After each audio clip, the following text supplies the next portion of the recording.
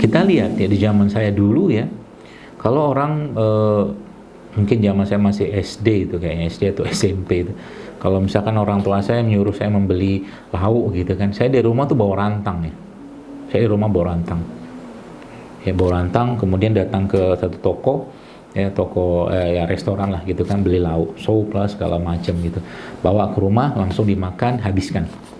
Nah, nggak ada biasanya makanan siang ya habis siang, malam nanti kalau mau masak ya masak lagi gitu loh. Nggak ada biasanya makanan pagi untuk siang atau makanan pagi untuk malam atau makanan pagi untuk berikutnya, biasanya jarang. Nah, itu salah satu bentuk ketoyiban sebenarnya. Apa yang Anda dapatkan, yang Anda masak, habiskan ya, bukan untuk dimasak berulang-ulang ya, atau dimakan berulang-ulang dan dipanaskan. Itu dalam pemahaman saya itu tidak toyib. Jadi makanan itu ya udah makan, masak segala macam. Anda beli sayur di pasar lalu dimasak ya, habiskan, selesai ya. Misalkan Anda beli ikan di pasar ya, beli ikan di siang, dipotong segala macam, sampai rumah masak ya. Jauh lebih baik ya itu, dan itu dalam bahasa itu toyibnya saya begitu ya, meskipun nanti kalau di trace lagi panjang ceritanya, tapi kita nggak bahas, maka di laut di mana segala itu panjang. Jadi dari sanatnya makanan tadi.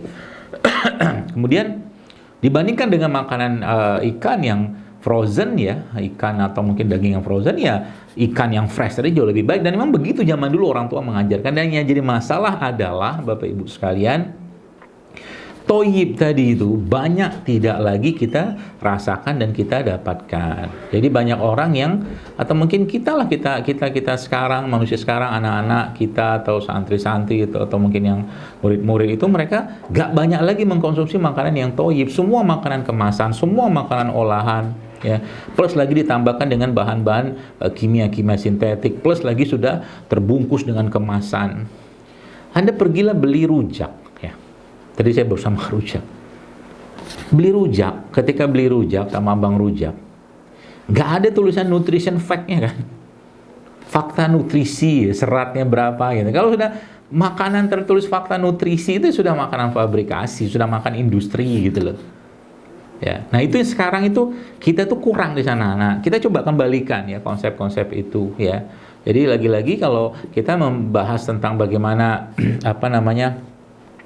makanan yang toyib itu ya, semakin tidak banyak ya, atau semakin banyak makanan yang toyib yang masuk ke tubuh kita, itulah yang terbaik, atau itulah makanan yang terbaik sebenarnya untuk tubuh kita. Nggak usah mewah-mewah kok sebenarnya mikirnya. Kami kan nggak bisa, misalnya ada orang, saya nggak bisa beli anggur, beli apa, enggak, pepaya itu juga makanan toyib. Tinggal beli di pasar, makan ya. Atau mungkin dapat nanas berapalah harganya, 10.000 juga dapat. Sayuran ya. Kalau seandainya ikan saya kira mungkin 20 ribuan juga dapat kok. Ya, jadi masalah sekarang orang udah nggak banyak lagi mengkonsumsi yang toyib-toyib tadi. Ya, ikannya sudah dalam bentuk sosis ikan, nugget ikan, sate ikan, yang semuanya, subhanallah, saya kadang-kadang mikirin generasi ini mau jadi apa gitu ya. Lihat pinggir jalan gitu kan, banyak jajanan-jajanan yang isinya tuh tepung ya, penyedap, pengawet segala macam, itu dikasih ke anak-anak sekarang.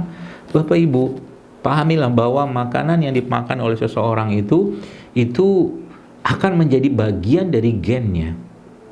Ya, akan menjadi bagian dari gennya. Artinya apa? Kalau yang diberikan makanan kepada anak tadi itu makanan-makanan yang tidak baik atau tidak sehat atau cenderung membahayakan dirinya, maka kalau mungkin bahasa saya harus mengatakan kita sedang menyiapkan generasi yang gennya itu akan bermasalah.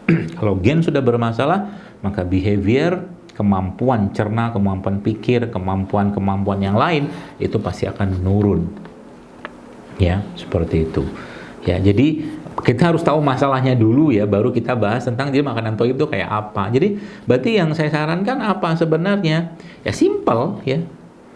Kita bicara tentang kurma. Kalau memang ada disebutkan dalam Al-Quran, itu yang terbaik. Jadi apa yang disebutkan dalam Al-Quran itu pasti sesuatu yang penting dan perlu kita kaji atau telaah. Apa minumannya penghuni surga? Apa makanannya penghuni surga? Apa yang disebutkan Allah misalkan dalam surat Abasa ya, tentang biji-bijian, kacang-kacangan, atau mungkin dalam surat-surat yang lain tentang sayur-sayuran, buah-buahan beraneka ragam, beraneka warna, beraneka rasa ya. Jadi itu yang terbaik sebenarnya. Dan memang bumi ini dihamparkan Allah, Bapak Ibu sekalian, memang dalam rangka untuk kita bisa mengkonsumsi itu. Ya, makanya kayak misalkan kurma lah. Jadi misalkan nih kurma. Sekarang orang maunya instan semua gitu kan. Orang maunya semuanya instan. Jadi kalau saya dikasih pilihan, dokter, bagaimana menurut dokter makan kurma ini dibandingkan dengan sari kurma? Kalau Anda masih bisa ngunyah, atau kalau kita masih bisa ngunyah, Bapak Ibu sekalian, ya, maka makanlah kurma. Sebagaimana hadis Nabi SAW. Saya butuh kurma dalam jumlah besar. Tidak juga kita bisa makan kurma dalam waktu singkat dalam jumlah besar kan? Ya, cari kurma yang ada, yang beredar saat ini pun, Bapak Ibu pikir baik-baik deh gitu loh, menurut saya gitu. Toyibnya itu toyib, jauh lebih baik daripada minuman-minuman kayak soda gitu kan, jauh lebih baik.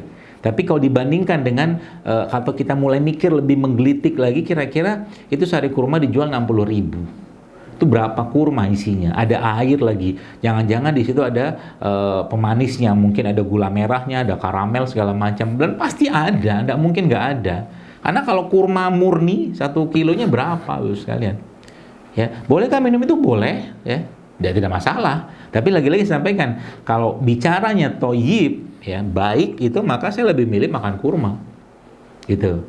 Dan semakin banyak makanan-makanan seperti ini yang masuk ke dalam tubuh kita, semakin bagus tubuh dan semakin sehat, dan nggak usah khawatir dengan kemampuan tingkat cerna kita atau mungkin kemampuan berpikir kita. Dia semakin semakin baik makanan yang masuk, semakin bagus pula dan semakin sehat dan semakin kuat pula daya pikirnya, daya belajarnya segala macam. Seperti itu. Jadi Masya Allah ya, sebenarnya Islam sudah mengajarkan banyak hal kepada ini semua. Ya. Contoh mungkin ada suatu hal yang banyak orang mempertanyakan saya gitu kan tentang susu, ya, susu sapi ya. Al-Quran menyebutkan tentang susu, ya, dan itu memang disebutkan setelah jelas dalam Al-Quran tentang susu. Tapi ada sesuatu yang menggelitik dalam diri saya waktu itu. Ya, nanti sebelum kita membahas masalah yang ada pada saat ini, ya, apa itu? Ya, waktu Rasulullah SAW Isra Mi'raj, ya, kita tahu bahwa Nabi kita diberikan pilihan gitu kan, antara susu dan antara 2 gelas gitu kan. Itu saya sempat pikir, ini kira-kira yang dikasih ke Nabi itu susu kambing apa susu sapi gitu.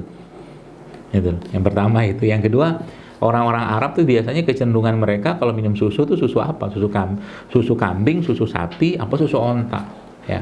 Jarang di sana kita tahu susu sapi, banyakannya susu onta atau susu kambing.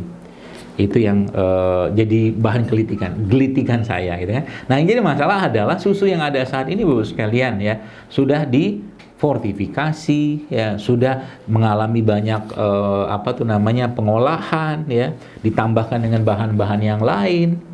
Sehingga memang susu ya, kalau memang susunya sapinya grass fed itu dia makan rumput, hidupnya alami gitu kan, itulah yang cerita. Boleh kita makan sekali-sekali, minum sekali-sekali, tapi juga bukan untuk dikonsumsi tiap hari, karena susu sendiri kecenderungannya asam, ya. Jadi kalau bicara susu ya, ada susu-susu yang baik, misalkan susu kambing, ya. Saya lebih memilih misalkan ada susu kambing, ya susu kambing aja nih pilih, gitu kan. Ya, seperti itu. Jadi mulai kritis gitu ya ketika kita bicara tentang makanan, karena industri makanan saat ini adalah industri yang tidak peduli dengan kesehatan kita. Ya, mereka pengennya yang mereka buat ya bisa di-repeat terus, ya, order gitu kan, dengan rasa, dengan apa segala macam. Mau gimana lagi, kita nggak bisa berbuat banyak di situ. Industri kesehatannya ya juga tidak banyak mikirin tentang makanan gitu loh. Eranya udah kayak begitu. Jadi kalau kita bicara ketoyiban, ya kita sendiri yang mengatur, ya, kita sendiri yang mengaturnya. Jadi dari hulunya itu sudah kita mulai pikirin sebenarnya, ya, khususnya untuk kita keluarga atau anak-anak kita, ya. Kita bicara nasi saja sekarang, Masya Allah, nasi ya atau beras yang ada saat itu kan, Bapak Ibu, kalau Anda ya, kita bukan iseng-iseng ya, atau kalau mau seriusan gitu kan, beras itu kalau Anda atau kita cek di lab ya, berapa banyak logam berat di sana, itu subhanallah Bapak sekalian ya, berlimpah logam berat di situ dari pestisida yang disemprotin di sana. Ya, jadi kalau ditanya kenapa beras itu bisa naik indeks glikemiknya, salah satu kontributornya karena urea di situ. Lalu kita apa itu namanya, nggak boleh makan beras dong, nggak boleh makan nasi dong. Ya, kalau saya dikasih pilihan untuk tidak makan nasi, saya tidak akan makan nasi gitu loh. Tapi karbohidrat kan kita butuh. Ya, karbohidrat itu kita perlu untuk keseharian kita, untuk tenaga kita, energi kita. Ya. Dan sumber karbohidrat kan banyak, ada ubi, ya, atau singkong, ada ubi jalar, ya, ada kentang, banyak kok di luar. Dan setahu saya juga ya singkong-singkong seperti itu tuh kan relatif tumbuhnya alami aja dibandingkan dengan padi yang mereka maunya jangan sampai kena wereng apa hama gitu, kemudian mereka semprot gitu-gitulah. Ya subhanallah sekalian ya. Jadi itu konsepnya kayak begitu ya.